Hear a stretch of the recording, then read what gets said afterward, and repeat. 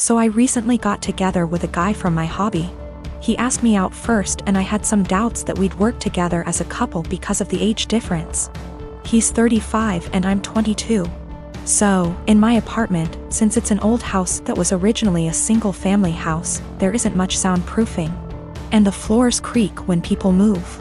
I've gotten used to the sound of the guy upstairs getting up at 4 a.m. since he starts work at 5. And the sound of the girls in the apartments to either side of mine watching telenovelas till midnight, taking work calls all day and having friends over on weekend nights. I know when I play music or have friends over, some of the sound leaks through the walls. So I'd never get upset about hearing my neighbors because it goes both ways. So, when my boyfriend started coming over more often, he had complaints about the neighbors, which put me in an awkward place. He wanted to go speak to them or have me text them and I said no. For example, one of the early times he stayed over we went to bed around 10. He wanted me to ask my neighbor to turn down her TV. I said she didn't have it that loud and she turns it off at midnight anyway. At 4 a.m., he got very irritated with my upstairs neighbor getting up and cooking breakfast. I said that he would be done by 5 because that's when his shift starts. At 7 a.m., he was still trying to sleep in and the neighbor on the other side had some work calls that he said he couldn't sleep through. I offered him earplugs and he said he couldn't sleep with them in either. He wanted me to ask her to quiet down. He had similar comments every time he heard someone else in the building just living their life, especially if it was when he was in bed. I got frustrated with my boyfriend and told him, you can't expect to date a hot young 22-year-old and not want to deal with a 22-year-old's living situation. I don't know if you realize, but this is a normal apartment for someone my age. Hell, my neighbors are pretty great. Nobody's throwing loud parties on work nights. Nobody's having screaming fights. Nobody's having babies. The hot young part was in sarcastic air quotes because those were his words, not mine. He got irritated and asked why I was bringing age into it. And I said it's because he can't both want someone so young and also want someone with house kinda money. And he was being so out of touch with how normal people in their 20s live. He got really irritated with me bringing age into it. And even more annoyed when I'd respond to his neighbor complaints in the future with, okay, boomer. Or tell him that if he wanted me to have a rich person apartment, he could pay for it. It's not possible for me to get to his house on my own because I don't have a car and the buses don't go that far into the suburbs. So that would mean him driving 30 minutes from his house in the suburbs to pick me up, then an extra 30 to drive me to his house. Then an hour round trip early in the morning to get me home in time for work. It's a lot easier for him to visit me in the city. I am using boomer as a joke or a figure of speech to say acting out of touch and entitled to tell other people what to do. It is a common figure of speech to say, okay, boomer, to someone who is acting entitled regardless of their actual age. It's more of a mindset thing. I googled his property records for his house and he CO owns it with a woman who shares his last name. Holy shit. I don't know if she's his wife or ex-wife or what, but I'm out of here.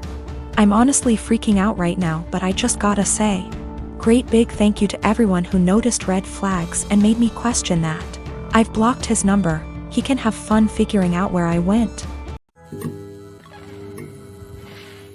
Back in November 2018, I was arrested at work in front of my boss and coworkers. It was the most humiliating thing I've ever experienced. I later learned at the police station that I was being charged with multiple felonies. This came as a huge surprise. Luckily, I was able to keep my wits and lawyer up instead of speaking with the detective. For $13,000, which completely wiped my savings, I was able to retain a criminal defense attorney.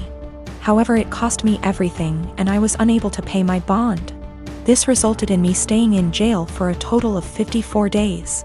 At a status hearing, my attorney presented video evidence of me gassing up my car 3 hours away from where the crimes took place, and I ended up having all my charges dismissed. When I finally got out, I learned that I had lost my job, was in the process of being evicted, and my son was in the state's care. His mother is a heroin addict and I haven't spoken to my own parents in nearly 15 years. They wouldn't let him go to my girlfriend because they didn't consider her family. Since my release, I've learned that I can't sue the police and no one gives a shit that I was locked up for 54 days because the detective did poor investigation work. I've gone to the local press about this and was told that what happened to me happens quite a bit. They took down my info but never followed up.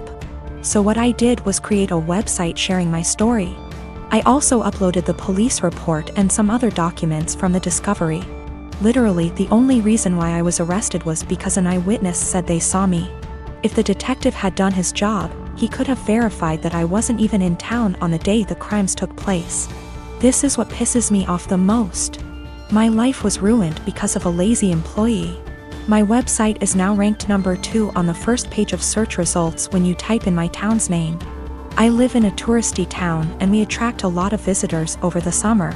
My web traffic has more than quadrupled, and apparently it's gotten someone high up's attention. I received a cease and desist letter recently, which I showed to my attorney. He said sharing my experience online isn't illegal and that everything I had stated was a fact or my own opinion, protecting me from a defamation lawsuit. Yesterday I received a visit from 2 officers and the detective who had arrested me. He apologized, stating mistakes can happen. They then talked to me about my website and asked if I could remove it.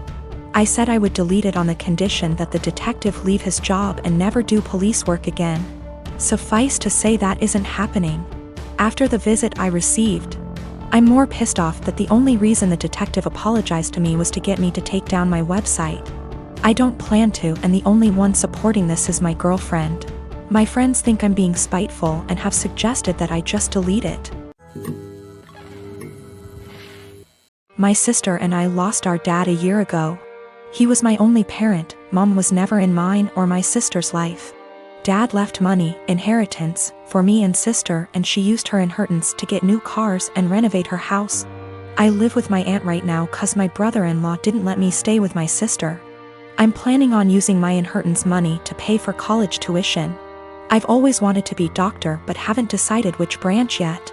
My sister and I haven't been close. It started after she got married to her chronically ill husband, who was allowed to make backhanded comments about dad and mock his illness, and make a scene at his funeral. Only because he's ill and shouldn't be held accountable for his behavior. I've distanced myself, but my sister kept visiting a lot lately, venting about my brother-in-law's condition. He's been in and out the hospital for heart problems and in need for a surgery. She brought up my inheritance money several times, but I end up cutting the conversation. She then straight up asked if I could help pay for her husband's surgery and she'd pay back in less than a year. I felt uneasy cause if I give her money from my inheritance, which is a large amount, then there's no guarantee she'll pay back before it's time to apply for college. I'm taking a year gap, but I know my sister can't pay back that much and I felt I was risking my future. I refused to help and she had a meltdown at my aunt's house, calling me heartless, cruel with no empathy.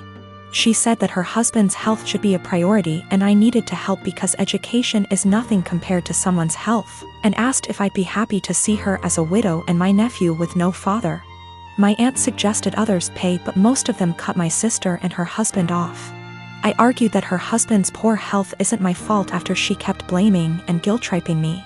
She kept crying, and although my aunt decided to stay out of it, she said that I should be prepared for permanent damage in my relationship with my sister if I don't help her now.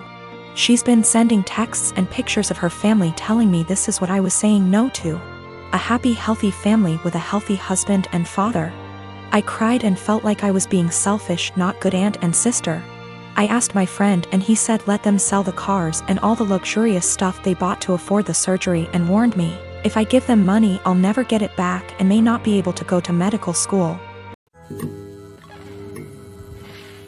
Let me start off by saying my son, Adam, is 22 years old. Back when my ex-wife, Tori, and I were trying for kids, we found out that I was infertile. We decided we'd adopt, then about 4 months later my ex-wife is pregnant. I was thrilled because I thought maybe the doctor made a mistake. No, I was wrong. My ex-wife cheated on me and I didn't find out until 20 years later. Tori told me 2 years ago that she cheated on me. And we did a paternity test to make sure, and well, he's not my biological son. My ex and I divorced a few weeks later. Ever since my son found out the truth, he wanted to meet his biological father. He did, and they started to become really close. It hurt me much more than I thought it would. He's an adult, he can make his own decisions, but it hurt really bad. They started to bond really well, and all of a sudden Adam became really distant from me. It's been like this for almost a year and a half. I tried to text him to make plans for dinner and he said he's busy with Chris, biological father. I tried numerous times to connect with him by calling and texting, but he never made plans aside from like a meal every other month. We used to do stuff every other week, but it's been completely different since he found out about Chris. I couldn't stand it. My son, who I raised since he was a baby, treated me like I didn't matter. Anytime we'd actually have plans, he would still be cold and distant. What I mean by that is became much more defensive of his personal life. I'd ask him how classes or friends were and he'd just say they were fine but never go deeper than that. He also changed his major from econ to computer science and didn't even mention it to me until a year later. I told him how much he was hurting me because of how distant he was and he apologized and said he'd do better. He never did. I told him numerous times and he never changed. He was still distant. What was the final straw for me was the phone conversation I had with him last week. He said he was going to change his last name to Chris because he liked it so much and because they were close. I couldn't believe what I was hearing. I told him this. I can't believe you are going to do this. That's really disappointing to me. If you decide to change your last name, go ahead, but if you do that, then I'm no longer your father and I don't want to be involved in your life. He hung up on me. I didn't even bother reaching out because I know he wouldn't respond. I stand by what I said. I meant every word and still do.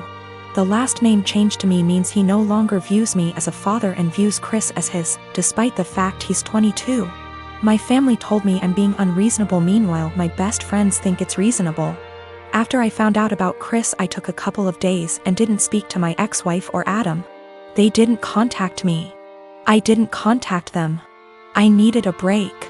A lot of you are asking for a deeper meaning behind this, and I think I finally figured out why he's been so cold. A few months before my wife told us the truth, we were in a very long argument. His grandma, my mother, left a big inheritance for him that I am fully in charge of. Enough to pay for college and have enough wiggle room to not stress all the time about it. After a semester of university, he started dating this girl. He was head over heels in love with her. I never met the girl, so I have zero clue how she felt about the relationship. Suddenly, after a few months of dating, Adam asked me for about $3,000 to be deposited into his account from the inheritance. I already paid for the semester, so this was odd to me. I asked Adam why he needed the money. He said his girlfriend was having trouble paying for her tuition and asked my son to help. I told him no because it seemed to me that she was treating him like a piggy bank. He spent over $1,000 on her in just under a few months. He would constantly talk about how he loved going shopping with her so he could buy her things. To me, she was just after my son's inheritance, and I was right. What I said to him was basically this: Adam, you haven't been dating this girl for very long at all, and for me to give you that much money just to spend on her after a few months doesn't sit well with me. That's the money your grandmother left you for your college career, not hers. If you two were more serious, then I would think about it, but I'm not giving you that much money to just give your girlfriend. Turns out my guess was right, and she was after his money. They broke up shortly after and have had an on-again, off-again relationship ever since. He was upset with me, but he eventually got over it after a few months. Then we found out about my ex's affair. I don't know if that's the real reason he's so cold. That was a huge argument that went on for weeks until she left him.